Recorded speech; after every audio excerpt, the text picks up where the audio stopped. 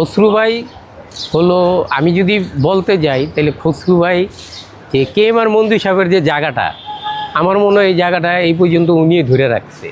KM আর মন্দির সাহেবের পরে এরকম ভালো লোক সিনেমার মানুষের বিপদে আপদে বা সবার পাশে ডাক দিলে, ধরেন খসরু ভাই এই মুহূর্তে ঢুকতে সাহেব দিছি, সালাম দিলাম, গাড়ি থামায় জিজ্ঞেস করলে এই কিছু বলবি নাকি, না স্যার এমনি সালাম দিলাম।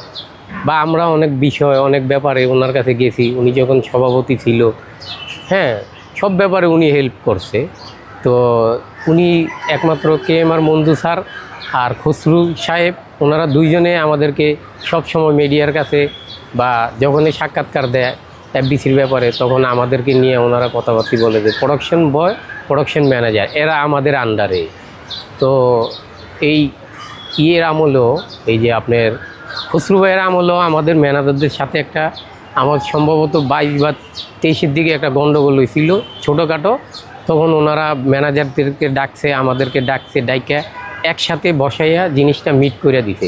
পিছনের দিকে বড় হওয়ার মতন কোনো ইয়া করে নাই, হ্যাঁ, সুন্দর করে এটা ওনারা এই ইয়ে বলে কি বলে আপনার এই খসরু ভাই আলম ভাই দুইজনে ছিল, দুইজনে এই জিনিসটা আমাদেরকে ওনাদের সাথে মিলিয়ে দিছে।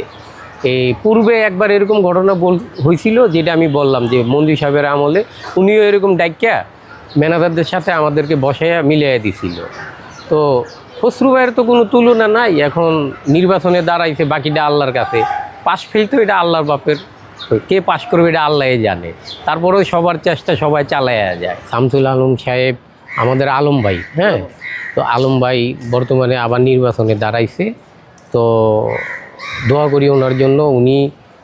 উনি যখন এই সেক্রেটারি হইল, খসরু ভাই আর উনি দুইজনে যখন নবনির্বাচিত হইল, তো আমি যখন আলম ভাইয়ের কাছে প্রযোজক সমিতি গেলাম, প্রযোজক সমিতি যাওয়ার পরে আমাদের কার্ডের ব্যাপারে, আমাদের সংগঠনের ব্যাপারে, তো উনি আমার থেকে বিস্তারিত ঘটনাটা জানলো। না উনি বলল ঠিক আছে, তোমাদের নিয়ম কারণও ঠিক আছে, আমাদের কি নিয়ম কারণ আছে এটাও আমি দেখবো, দেখা তোমাকে আমি বলবো। তো উনি নিয়ম কারণ দেখলো, দেখে যে স্টাইলে কথাবার্তা বললো, তাতে মনে হইলো কি, আমার কাছে খুব ভালো লাগছে যে সানোয়ার মোর্শেদ সাহেব যেভাবে কথাগুলি বলতো, যেভাবে আমাদেরকে হেল্পের জন্য বা আমাদেরকে কীভাবে ওনাদের প্রযোজক সমিতির সহযোগিতা আমরা পাইতাম, যেভাবে ব্যবস্থা করে দিছে, সেই জিনিসটা পরবর্তীকালে আমি দিবু সাহেবের আমলও, শরীফুদ্দিন খান দিবু সাহেব যখন সাধারণ সম্পাদক ছিলেন প্রযোজক সমিতির, ওনার আমলও এরকমভাবে কাজটা আমি পাইছি। আমাদেরকে হেল্প করতো বা প্রযোজক হিসাবে আমরা যখন যা দাবি দাবা নিয়ে যাইতাম, আমাদের যে পুরাটা না হইলেও আমাদের কার্যকলাপ ওনারা করার মতন একটা ইয়া করে দিত। তো যাই হোক, এটা না, আলম ভাই ছিল, আলম ভাইরও আমার ভাল লাগছে। আগের যে দুইজন সাধারণ সম্পাদক ছিল, আমি যে নাম বইলা গেলাম, সানোয়ার মোর্শেদ সাহেব, দিবু সাহেব, ওনাদের মতনে ওনার কার্যকলাপ আমাদের সংগঠনের যখন আমি যাইতাম ওইভাবে আমি পাইছি, খুবই ভাল লাগছে। হ্যাঁ, তো আলম ভাই এবারও দাঁড়াইছে, আমি আলম ভাইয়ের জন্য দোয়া করি, খসরু ভাইয়ের জন্য দোয়া করি, ওনারা যাতে, এখানে দুইটা গ্রুপ দাঁড়াইছে, হার জিত আছে। আল্লাহ পাক যারে পছন্দ করবেন, যারে ভালোবাসবেন, জনগণ যাকে ভালোবাসে এরাই নির্বাচিত হবে। তো যাই হোক, সুন্দরভাবে নির্বাচনটা হোক, দোয়া করি।